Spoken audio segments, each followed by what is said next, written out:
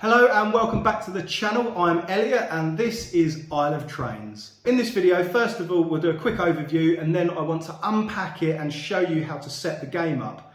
On from that, we'll go through how to play the game, so what a typical turn looks like.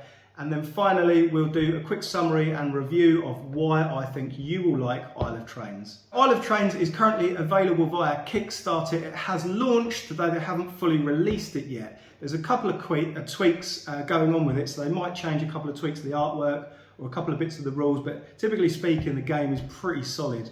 We played it at the Game Cafe in Runcorn the other night.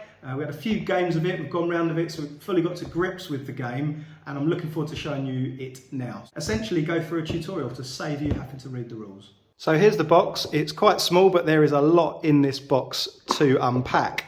So first of all, we've got the rule sheet, but this is printed in a PDF form and available online as far as I'm aware, so that's good. We've also got the victory points, so we're going to get those out in a minute. We've got the deck of cards, we'll set those up, that's the starting point. We've got our bag of meeples here, so there's lots of different pieces in there. I'll go through those and we'll get them set up. We've got the game track here, so that goes over the top of the board, we'll do that in a minute. And finally, we've got the tickets and the locations, the destinations, so we'll set those up as well. So we're going to start with our 7 island cards. Depending on how many people are playing, you may only use 6. For the purposes of this, we're just going to put 6 out for the aesthetics. So the island cards have 2 sides. You're going to make sure that you put down the side that has the main contract on it, which is this one here, the smaller one. And then as you pick them up, we'll come to that later, you'll switch them over. But look for the side that looks like this. So we're going to place them down in that order. So we're going to start with Alpine Lodge. Next we've got Billingtons. So this goes here next to it, makes the top of the island. Cactus Mines is our next destination, so we'll pop that on there. Devon City, Camp Eagle and Flint Beach. So now we've got our island set up, we are going to put down the track above it. And on top of that, we're going to add the little train meeple to track the progress of the game, starting on place 1. So next to each of those destinations, we're going to add their train stops. Next, we're going to add these tickets to the different train stops. Now, these are all different, so you're going to want to shuffle them and place them at random. This means it gives some variation to the game, which is quite nice. We'll explain why that is important later, but for now, we're going to put these down at random on each of these spaces. We've got these victory points here. These are going to be collected throughout the game, so we're just going to place them there so everyone can reach them. We've got the meeples here that will be selected at random for each player. Finally, we're going to put out the card deck. You're going to want to search through the card deck for cards that have a 0 on here that look like that. This is your main engine for your train, and each player will start with one of these. We're going to imagine we have 1, 2, 3 players. With the rest of the deck, we're going to give it a good shuffle, and then we're going to place the deck down as a draw pile and turn over the top 4 cards laid out along here. Final stage of the setup, the little meeples, we're going to pick 2 at random for each player. There's 1, there's 2, there's 3, and then they will go down, sit them up, pop them to the side because they'll be drawn out later on. So the idea of the game is you're essentially the owner of a train company. You're building your train to be able to carry different resources that you will deliver to the different locations on the island and be gaining victory points along the way. The person with the most victory points at the end of the game wins the game. At the start of the game, we're going to be dealing out 5 cards to each player. So let's start by explaining the train. The first thing to note is this little icon at the bottom here. This tells you how many carriages you can carry, and the weight of each carriage is determined on that card. So typically speaking, if each carriage is 1 weight, you're going to be able to carry 4 carriages. Some carriages are 2 weight, so you'll only be able to carry 3 carriages with 1 weight, and a 2 weight. So it all adds up to here, and I'll show you what that looks like in a moment.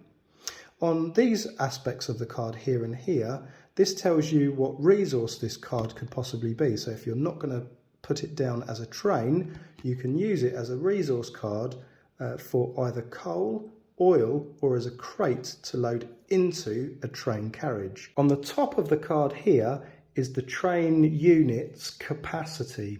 So in this train, it can carry 1 person. And that symbol symbolises the person. These are our people here. So we could essentially place one of these into the carriage and it can carry one of those. You wouldn't be able to put a second one because obviously the capacity is only 1. This bit of information at the top here, if you see an arrow pointing to it, this is a bonus for the other players if they load something into your train. So for example, if I was to place one of my people into this carriage, I would be concerned with the information at the top of their card, which gives me 2 cards to draw from here by placing a person in that carriage. The final thing to note on the cards is this figure at the top corner. This is the cost to place the card or build. In this case, it would be building the card into your train. So this one here is your tanker, which can carry oil. So the capacity for this tanker is you can carry 1 oil resource. If you wanted to add it to your train, you could place that down for the cost of the card here, which is 2 cards, meaning you'll need to discard 2 cards from your hand and put it into the discard pile. Looking at our hand this early on, the cost to play these 2 are quite expensive, so I'm likely to spend these 2 cards to build that one. They would be discarded and that would be 1 action. Each turn has 2 actions, so I would have an action left. A second action I might take is with regards to the passengers. An action could be to load a passenger into one of the carriages. Now I wouldn't be able to load this passenger into a tanker carriage as the tanker carries oil, but I can load it into my engine which carries 1 person. They are my 2 actions and the go would be over and it would pass to the next player to determine their actions. What is the point of all these actions and where does the board come in? So the purposes of building the train and adding resources into the train is ultimately to deliver them to these different locations. On the ticketed locations we can deliver people, and on the locations on the board we can deliver resources. So for example, if with this one here, the contract to deliver 2 oil is met with what I have in my carriage being 2 oil, obviously in this one it's capacity 1, but if this was a capacity 2 and 2 oils have been loaded, I could spend those 2 oils, place them in the discard pile and claim that location as my own. At this stage I'd flip the card and I'd have additional contracts that I could complete for victory points. You'll notice also by claiming this card I've gained 5 victory points, so I can take a 5 victory point token and place it in my pile. Each time an island card is taken, you'll progress the train along the track to the next space, bringing the game slowly to an end as each piece is taken. Another delivery action you can make is to deliver a person to their respective station. Each of these are colour coded and go to their respective colour. So if I wanted to deliver this passenger would go to Devon City and occupy this ticket. This particular ticket will get me 2 extra cards and an additional load action on my turn. So I would draw 2 cards from the draw pile. I would look at the resources for the load options. My other card here, so I've got either a coal or a crate. Looking at my train, I've only got a carriage that will carry oil, so I wouldn't be able to load any of these. Each turn consists of only 2 actions, but the bonus actions that you pick up along the way don't count as actions towards your 2 turn actions, so you can keep playing until those 2 turn actions have been resolved. The last thing to note on the track progress is when one of these are filled up with all 3 little meeples consuming every ticket on that space, the train moves along the track to progress the game again. As each of these spaces are filled up, they become less and less valuable, so it's a good idea to be the first one to place down on each of them. Turn actions explained. On your turn, you might want to just take a card. You have the option of either taking a card from the draw pile or taking a card from one of the selected turnovers. If you like the look of these cards and take one of those, you'll need to replace it from one of the cards on the draw pile. Build action. The build action has this symbol, so anywhere you see this symbol, it means build. The build simply refers to adding a carriage to your train. This can be done by adding a new carriage or upgrading an existing carriage. This is done by paying the card cost in your hand. For this example, this card is going to cost us 3, so to build it, we'd place this card down and spend 3 cards of any variety in our hand into the discard pile and the cost is paid. Alternatively, we may want to upgrade our train carriage. So looking at this one here, we've got a caboose level 7 and this is only a caboose level 5. So we may want to build this as an upgrade instead of an additional cart. This is going to cost us 3. We're going to discard the original one, place that card in our carriage, and the upgrade is complete. If, however, we wanted to upgrade our engine, for example, to this one, giving us more weight that we can carry, the cost is 6 and the existing cost on here is 0, so we haven't paid anything. We would have to pay the full card cost to put this one as an upgrade, but we only have 3 cards in hand, so at this stage we wouldn't be able to do an upgrade. The final thing to note is the engine weight and what it can carry. On this engine we can see that it can carry 4 weight. This card costs us 1 weight, this card costs us 2 weight, so we can only carry 1 more weight on our train. We may want to add an additional carriage like this one, for example, as we can pay the cost and it's available. However, that would exceed the weight of the carriage, so to play this card we would need an upgrade card first to add this carriage into our train. Looking at our cards, we've got 2 cards that are a 1 carriage weight. This one would be able to be paid, so we could add that train if we wanted to and pay the 2 card cost for that train. Now you'll notice that our train is at full capacity. We've got a capacity of 4 weight and we currently have 1, 2, 3, 4 weight that this engine is pulling. Load actions explained. The load actions are symbolised by this little icon here. So anywhere in the game that you see the L load action icon, it refers to being able to load. If we want to make a load action, we can ignore all the information on the card except for these symbols on the edge. This one means it's oil, this one is a crate, we've also got coal, and then this one can be one of any 3 resource. But if this is played into a carriage that carries oil, it has to remain as oil when delivered to a location. At this stage, we would look around the board to see which players have what carriages on their train. Here we have a carriage that takes oil, and the capacity of the amount of oil this carriage to take is 1. So it will be 1 oil card that it can take. As there's no oil in there at the moment, we can load our card into the tanker, so that would load the oil. This tanker is now at full capacity carrying 1 oil, and that would be the load action completed. However, if we wanted to load this into our opponent's car, and this was our opponent's train, we could load this in, meaning we can be concerned with the additional information on this card.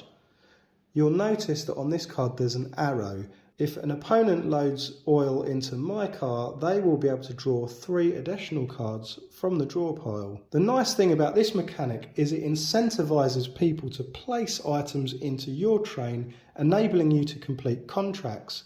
Likewise, it incentivises you to place stuff in other people's carriages to continue your turn on your round to draw more cards, get more resources and perform more actions. The final other example of a load action is the passenger load action. Typically, the passengers are placed next to your train and they have to be loaded onto the train by using a load action. On here we can see the capacity for this particular carriage is 1 capacity for a person. So if I was to load that into my train, that would be the load action complete. Likewise, if I load it into an opponent's train, I would receive the bonus on that card. If it was this card another opponent had, I would be able to draw 2 additional cards from the draw pile for loading onto their train. Be aware, when loading and getting the bonuses for each item, bonuses are received from left to right. So if we look on this card here, we start with the draw 2 cards, but some cards have an additional action, like this one for example. So if we were to load oil in, if oil was loaded into this tanker, we would start with 3 draws from the draw pile or from the available spaces here. Once 3 cards are drawn, we'd then move on to the +1 deliver action, and we'll just explain delivers in a moment. But the point is, we work from left to right. If the bonus action is unable to be fulfilled on that turn, you aren't able to complete and use that action, and the action is resolved. It does in fact state in the rules that when a bonus action is taken, particularly with regards to a load, that it must take place loaded into your own train rather than other players' trains. However, your two actions are available to load in other people's trains, so only the bonuses must be with respect to your own. On some of the cards, you'll notice this little person icon in the corner. This means that when the card is built, you have an additional action to draw a passenger from the bag at random and place it into your little passenger section here next to your train. Deliver actions explained. So the deliver icon looks like this. So anywhere throughout the game you see this symbol, it refers to a deliver action. In this example, it's a bonus action as a result of loading the carriage. So after drawing 3 cards, you may take an additional deliver action. And a delivery action looks like this. If you have resources loaded into your carriages, once you've met the threshold as assigned on each card, you can deliver those resources to that card by placing the resources into the discard pile. That counts as a delivery. On this occasion, we have 1 oil loaded into our oil tanker. Looking on the different destinations, we can see that 1 oil isn't enough to make a delivery. Devon City has 2 oils. So once we have a second oil loaded into our train, we have a capacity here for 1 oil on each, then those 2 oils can be removed from our train, placed into the discard pile, and we can claim Devon City as our own location. At this point, we'll flip the card and we can complete the additional contracts on the card for bonus points. One thing to note is you can only deliver to a primary contract on the board taking a card if you don't already have a card next to your engine, next to your train. If you've already claimed a card, you wouldn't be able to do another primary contract, and you would need to be concerned with the secondary contracts on those cards. Once claimed, you're the only one that can complete these additional contracts. You can see that by getting these and delivering 2 oil, 1 coal and 1 crate to the discard pile, that's going to gain you a significant amount of victory points to win the game. Once a space is claimed, you can progress the train along the track, bringing you towards the end of the game. Once the train reaches 6, the game is over and you count up all your victory points to see who's the winner. Another example of a delivery is a passenger delivery. So if a passenger's been loaded into your train, one action you could take is to deliver this passenger to his respective coloured location. So the green refers to Flint Beach, we can deliver him here, and we would claim the bonus in relation to that. So here we would draw 2 cards first from the draw pile or from the options here, so they would be placed into our hand, and the second ability is an additional build. So we can look at our hand, see which cards we have here. So we've got a tanker level, we could add that to our train if we had the cost that we could pay here, which is 2. We only have 1 additional card, so we wouldn't be able to take that bonus action. When delivering to a specific location, you can carry out multiple deliveries to that single location to take up 1 action. Example, if in this occasion I was to take 2 oil and deliver to Devon City, I could additionally deliver my person to the location. By delivering 2 aspects of the delivery, in that you're delivering resources and a person to the same location, it only costs 1 action and you're getting more resources as a result of that. With the special delivery, each time you deliver to that location, you can deliver as many additional resources as possible. And you get to draw 2 additional cards for every passenger or cargo delivered. But that is only passengers and cargo delivered to the same location that that action is delivering to. Trains, carriages and buildings explained. Buildings explained. There are 10 different buildings to choose from. If you build a building, you can only hold 1 of these in your area. These will collect victory points at the end of the game based on their different circumstances. You can reference these in the reference sheet to what each building will get you. Once you've bought a building, place it next to your train to demonstrate that you own that property. Engines explained. There are 16 engine cards available. These engines will tell you how many carriages you can pull on your train, and each have a different capacity and a different cost. All the details that you'll need about these are referenced on the card. Hoppers Explained. There are 9 different hopper cards available.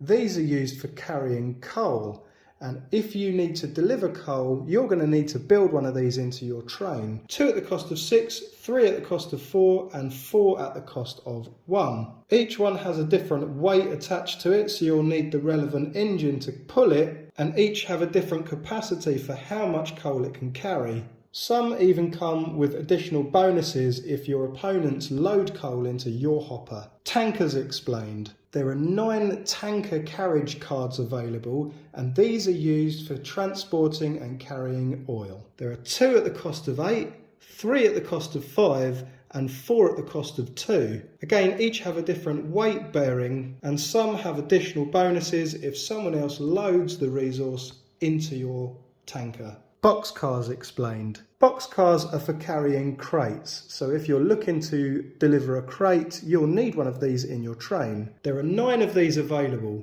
2 at the cost of 9, 3 at the cost of 6, and 4 at the cost of 3, so these are getting quite expensive. They weigh quite a lot, so you're probably going to need a half-decent engine to pull these in addition to other carriages. Like the other cards, they have a different capacity for each of them, and some come with the bonuses related to them if someone else puts a box into your trailer. Coaches Explained. Coaches are great if you want to transport more people than simply your 1 carry capacity engines. By building these, you can carry more passengers on your train. There are 9 of these available, 2 at the cost of 7, 3 at the cost of 4, and 4 at the cost of 1. Typically speaking, they don't take a lot of weight behind them, so you don't need a huge engine. Like others, they have their varying capacity and their different bonuses for if passengers are loaded onto it. Cabooses Explained. I'm not going to go into every single card in detail, but as an overview, these offer special abilities to what your train can do and will help build resources typically a lot quicker and maybe give some extra actions. These don't typically carry anything, but will build the mechanism with which your train operates. These special abilities can be referenced in your rules and reference sheet. And that is Isle of Trains. I'm not going to lie, as a newbie to the board game industry, and I like small, simple, easy games, this was a lot for me to take on board. Reading the rules, learning it, teaching it to other people to be able to get it to the table. But once you got over that initial hurdle, that initial commitment of time to learn it and teach it to your friends, it's a really good game. There's a lot of variables to consider, and the replayability factor is pretty good, given the fact that there's so many different points to the game that you're working towards to build.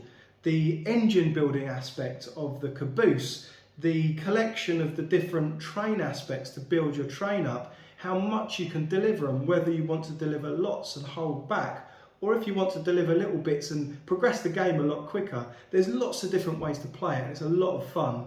The aspect of the delivering the people to the different stations, adding dynamics and having bonus actions that you can perform, making your game, your turn a lot more to it, was fun and exciting as well. The fact that it's not your simple roll and move, the fact that it's not just a simple card game, that the mechanics and the way that it performs, it feels different, particularly for a newbie. I'm not sure what it's like for people that are sort of seasoned gamers, if a lot of these mechanics are typical of some of the bigger games, but the weight of this game in terms of, for me particularly as a newbie coming in, like I say, it was a lot to get my head around. But once I'd learnt it enough, well enough to teach it, it sort of sunk in pretty quickly. I hope that I've done it justice by showing it to you and going through all the aspects of it. I hope it's given you a clear picture, and I do think that it is a game that you would like. It's definitely for a slightly older crowd, and not really for people that just dip in and out of games, but definitely for people that are more interested in what's available for a board game and stretching their capacity and looking for other aspects and other avenues of the types of game that you might want to play. This is fantastic for that. I've absolutely enjoyed playing it, as has everyone I've taught it to. I've played it a few times now at the Board Game Cafe, and everyone was really taken by it. The artwork is fantastic, the colours are vibrant, and the experience of playing the game, we all enjoyed it. So I definitely recommend, if you're looking for a more weighty game that's going to take a little bit longer. Obviously there's a lot of components in this, so setup isn't massive, it doesn't take massive amounts of time, but certainly the teaching and learning the game does. So that initial investment is a lot more than, say, a smaller game that you may know off the shelf, like Exploding Kittens, or some of the party type games. It's certainly not a party game in that sense, because it does take that time to sit around and plan how your evening's going to go. I hope you've liked this overview. I'm pretty sure I've covered everything. If there's anything I've missed, do leave it in the comments below, because then other people can check that and pull me up on anything I've missed, but I think I've covered everything. Thanks for revisiting my channel. You can check out my other videos on my channel. There's a lot of board games, there's tech stuff, there's some toy stuff, and there's my own game that I'm publishing, but there's a ton of content on there, so do check that out. None of my videos are sponsored whatsoever. They are all my own thoughts and feelings, and I am not paid in any way. I have recently become a YouTube partner, so I am getting a little bit of ad revenue, but typically speaking, it's in the realm of pence rather than pounds. So I don't get a lot of money for it. So to enable me to carry on doing these things, I do leave a little Patreon link where you can become a patron and donate and buy me a beer or something along those lines. I don't have a patron yet, so no one has done that. So you may be the first, and it is definitely welcome. Thanks for visiting the channel, enjoying this video, and I will see you next week. Cheers.